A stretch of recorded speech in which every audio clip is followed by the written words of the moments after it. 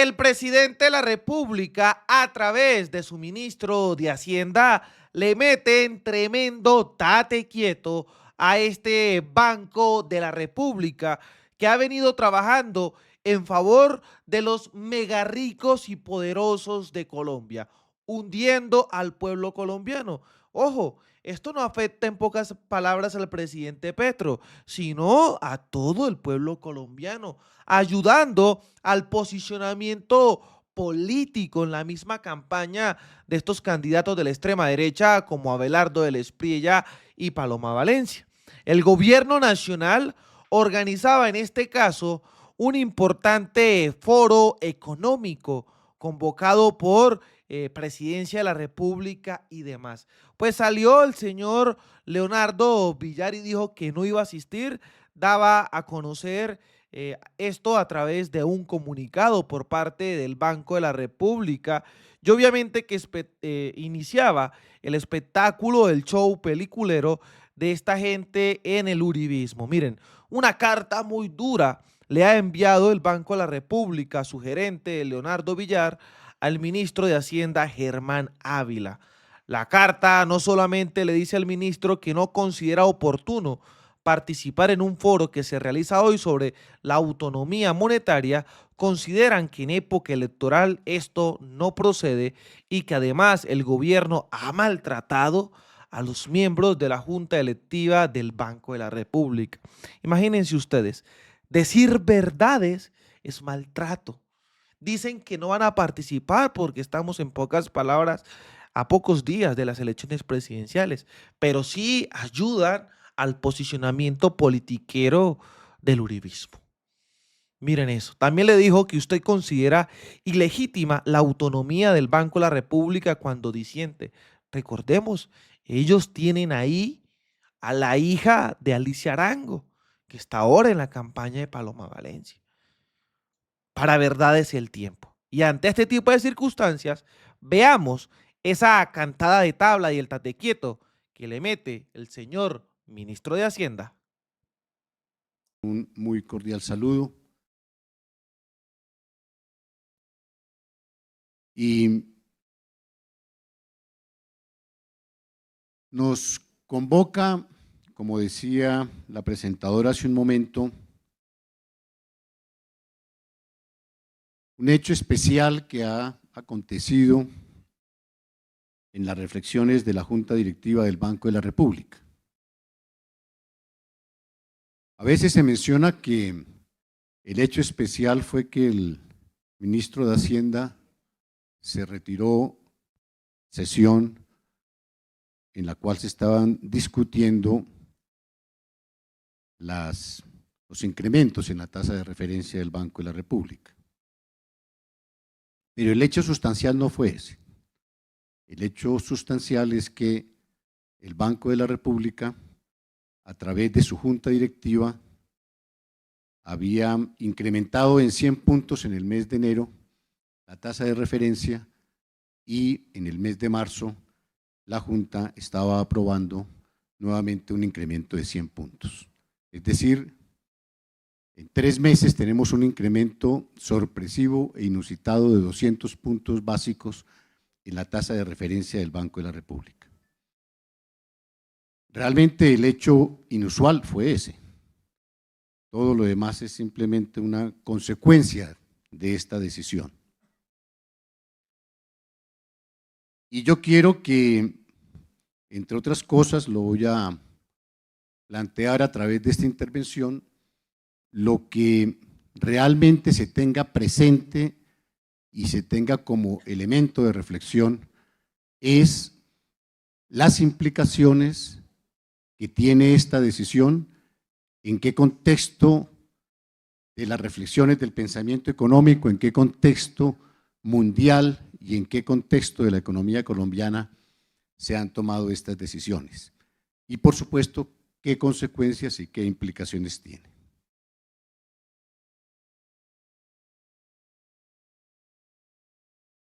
Bueno, pero sonaba bien.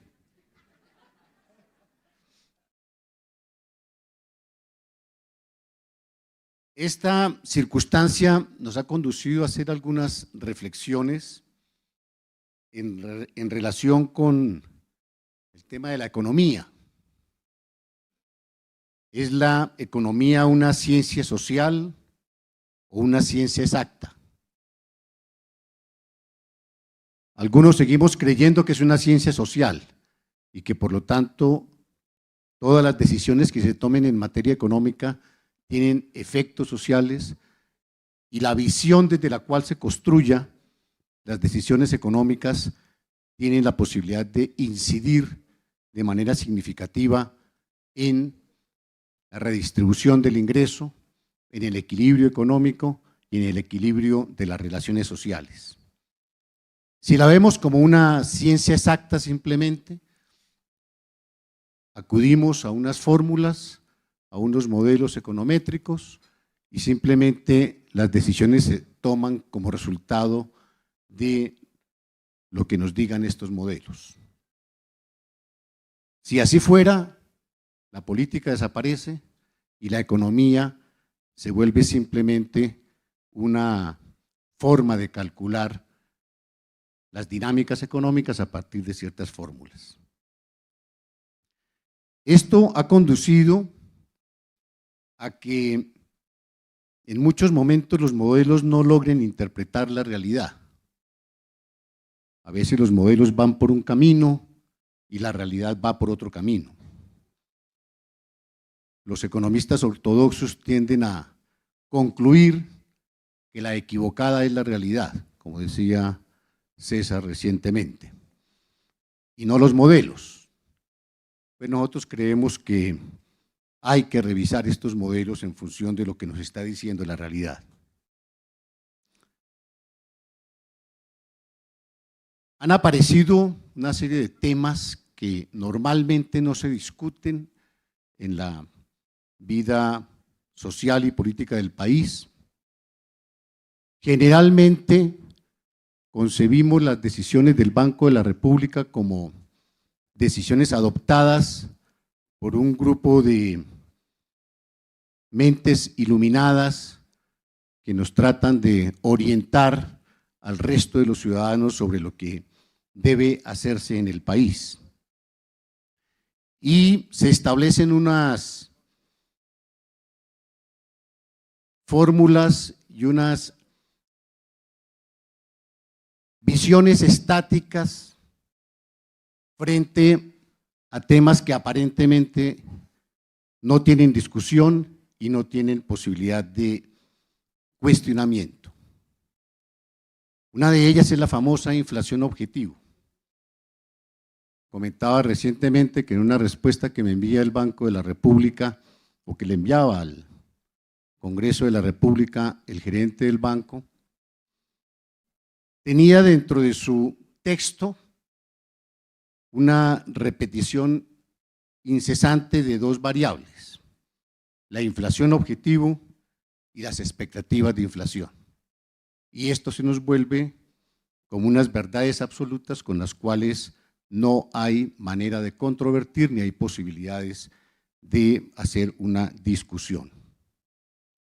Pues creemos que lo positivo de esto que está aconteciendo es que el debate se ha abierto.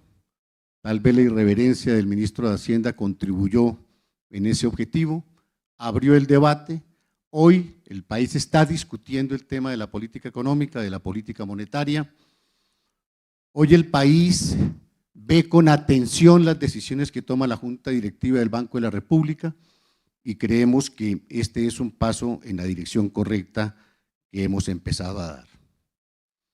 Y abre otros debates, el debate acerca de la independencia versus coordinación del Banco de la República con la política económica del gobierno.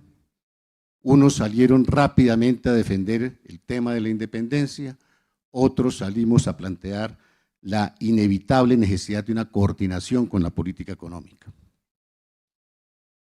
Ha estado en el trasfondo una decisión que fue una decisión de política económica, una decisión que busca avanzar en un modelo redistributivo para el país, que fue la decisión del incremento en el salario mínimo legal vigente, constituido ahora como salario vital.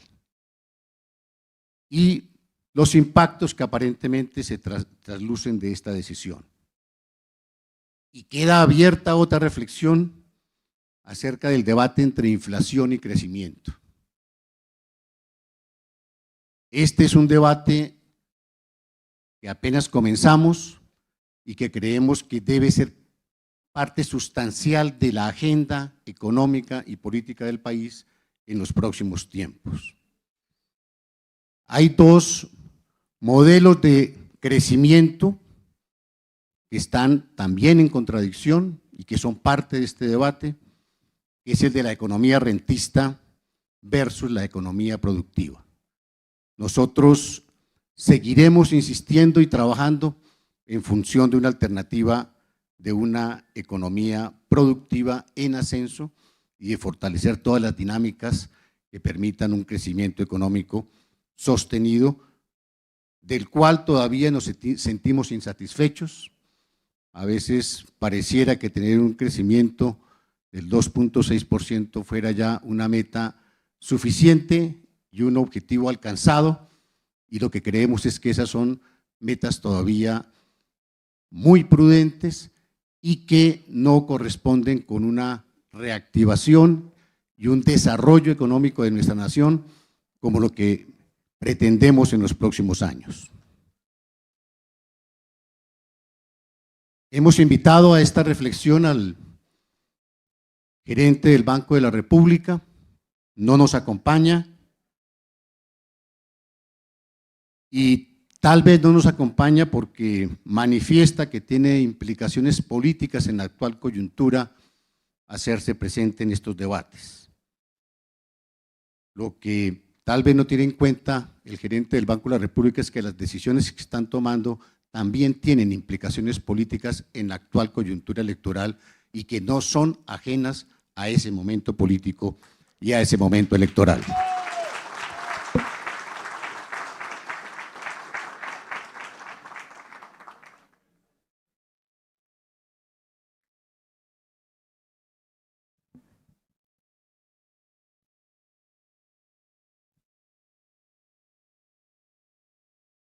Quiero hacer una presentación, te pido el favor, Jorge, de que la organicemos, en la cual quiero dejar algunas reflexiones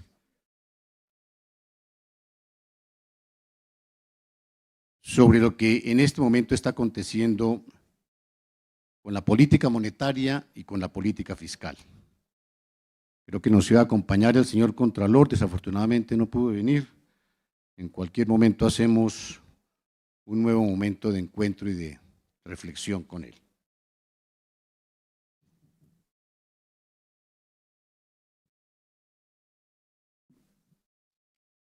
Primer elemento que queremos llamar la atención es al observar en un horizonte de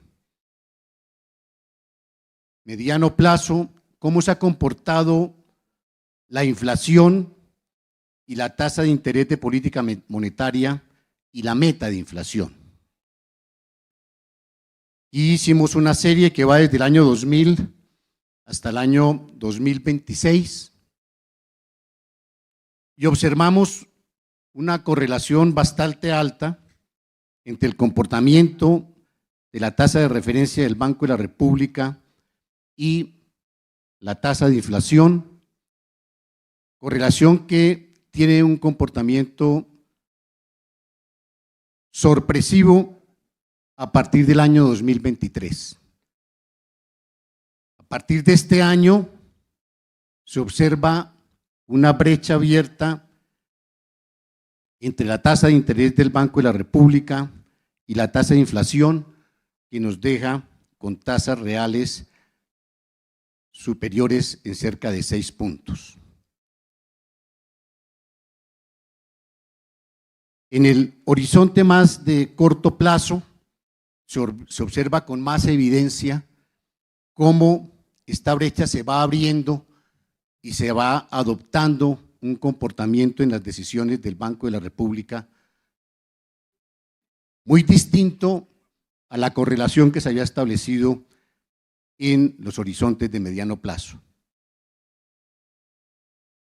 Y este salto tiene un significado mucho más protuberante en los primeros meses del año 2026.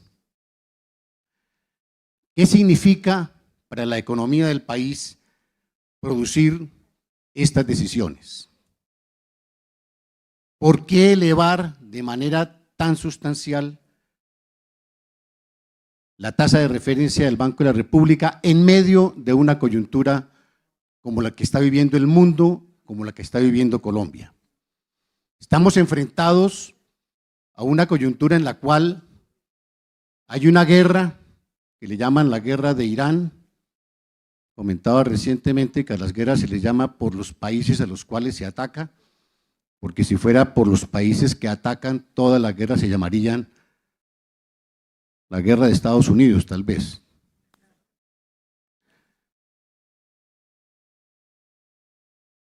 Y estamos enfrentados a esa coyuntura.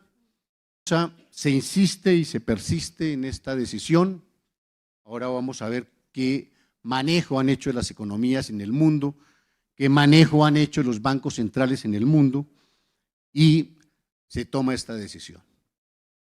Esto podría ser una simple titular en la prensa, en la cual se le comunica a la sociedad y se le comunica al país que la Junta Directiva, por esa mayoría de 4 miembros, ha tomado esta decisión y que por lo tanto los ciudadanos deben entender, aceptar y conformarse con la decisión muy iluminada de estos economistas de la Junta Directiva que han tomado esta decisión. Pues resulta que esas decisiones no son solamente un titular en la prensa, sino que tienen unas implicaciones evidentes en la economía nacional. El primer elemento que queremos mostrar es cómo esa decisión impacta sobre el crecimiento económico, crecimiento que ha venido siendo sostenido en los últimos años. Salimos de la crisis de la pandemia y venimos en un crecimiento sostenido en la pospandemia, recuperando la economía nacional, llegando a niveles de crecimiento del 2.6% el año anterior y buscando que esta tendencia de recuperación de la economía se siga sosteniendo. Sin embargo, una decisión como la que acaba de adoptar la Junta Directiva del Banco de la República, en los estimativos que hemos hecho y en los análisis que se hacen en el Ministerio de Hacienda, nos indican que el impacto sobre el crecimiento económico será de aproximadamente 36 puntos porcentuales, 0.36. Es decir, que cuando teníamos una expectativa de crecimiento del 2.9%, y se ajustó al 2.6%, podría llegar a incidir adicionalmente en 0.36 puntos porcentuales adicionales, deteniendo el crecimiento económico del país. Y esto sobre el supuesto y el escenario de que ante los choques que estamos teniendo de expectativas inflacionarias, hay que enfriar la economía, hay que detener el crecimiento. Eso es lo que dice la teoría ortodoxa y sobre esa lógica se toman este tipo de decisiones. ¿Quiénes son los afectados con medidas de estas características? Todo el sector de la producción real, y ya lo vamos a explicar más adelante. Pero además de eso, uno de los grandes logros de la reciente desarrollo de la economía en el país ha sido el de reducir sensiblemente la tasa de desempleo. Los paradigmas históricos que siempre nos han mostrado indican en la teoría neoclásica, en la teoría monetarista, que los incrementos en el salario mínimo inmediatamente impactan en menor crecimiento de la economía, incremento del desempleo e incremento de la inflación. Esa es la lógica con la cual opera este modelo. Pues resulta que en los 4 años hemos tenido crecimientos reales del salario mínimo y la tasa de desempleo ha llegado a los niveles más bajos de este siglo. Tenemos una tasa de desempleo que ha llegado al 9.1%, perdón, al 8.9%, y es la tasa de desempleo más baja que se ha tenido en este siglo. Hemos tenido una reducción de la inflación desde el 13.5 a el 5.2 y la inflación no se ha afectado con los incrementos del salario mínimo y estamos teniendo crecimientos sostenidos de la economía. Esa visión que solamente ve en los efectos redistributivos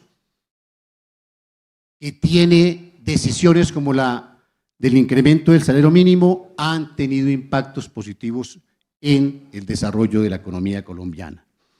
Sin embargo, no se tiene en cuenta que incrementar la tasa de interés de referencia podría impactar esa tendencia decreciente de la tasa de desempleo y estimamos que puede impactar en cerca de subir la tasa de desempleo en 0.18 puntos porcentuales, el incremento de la tasa de desempleo como resultado de la decisión adoptada por el Banco de la República. Eso implicaría aproximadamente 48.000 empleos no generados o destruidos como resultado de estas decisiones. Los aumentos en la tasa no pueden controlar choques de oferta global. La inflación que estamos viviendo no es una inflación de demanda, es una inflación de oferta y tiene, como lo expresé hace un momento, implicaciones relacionadas con la guerra en Irán, con la emergencia invernal, que están tocando, ahora lo vamos a ver más adelante, fundamentalmente el tema del costo de los alimentos y el costo de la energía. Adicionalmente, los estimativos que tenemos indican que la deuda pública tendría un impacto de cerca de 1.8 billones de pesos, el incremento en el costo de la deuda pública como resultado de esta decisión adoptada por la Junta del Banco de la República. 1.8 billones de mayor costo de la deuda pública, ahora vamos a ver cómo se comporta esa deuda pública, implica o es equivalente a la transferencia monetaria en el programa Colombia Mayor para 637.000 adultos mayores. Ese es el impacto de ese mayor costo de la deuda pública como resultado de la transferencia que se genera entre la tasa de referencia del Banco de la República y el costo de la deuda pública. Esos recursos equivaldrían al 97% del presupuesto del sector ambiente y desarrollo sostenible. ¿Qué sectores se afectan? Se afectan inmediatamente los sectores de la producción real. Se afecta el crecimiento de la industria, el crecimiento de la construcción, el crecimiento de la agricultura, el crecimiento de la pequeña y mediana industria. Esta política monetaria restrictiva está teniendo incidencia permanentemente en el comportamiento de los indicadores de los costos de producción para el sector manufacturero real. Y eso creemos que tiene unas consecuencias significativas para la estructura general del desarrollo económico del país. En materia de deuda pública, quiero traer a colación cuál es la estructura actual de la deuda pública interna, lo que se conocen como la emisión de TES por parte del Estado para financiar las operaciones de funcionamiento del presupuesto y de la operación general del gobierno. Actualmente, el saldo de la deuda en TES del gobierno nacional representa 747 billones de pesos. De esos 747 billones de pesos, 219 están tomados por los fondos de pensiones y cesantías, el 29.3%. Fondos de capital extranjero representan 3 por 167 billones de pesos. Bancos comerciales, 107 billones de pesos. Compañías de seguros y capitalización, 89 billones de pesos. Fiducia pública y otros, cifras un poco menores, para un total de 747 billones de pesos. Estos son los tenedores de la deuda pública. Son los compradores de los TES que emite el Estado para su funcionamiento. Hay un mecanismo inmediato de transferencia entre la tasa de referencia del Banco de la República y la colocación de los TES que financian la deuda pública. Por lo tanto, debería existir al menos algún grado de independencia entre quienes toman las decisiones, quienes se les consulta para tomar las decisiones y quienes son beneficiarios de tomar esta deuda pública.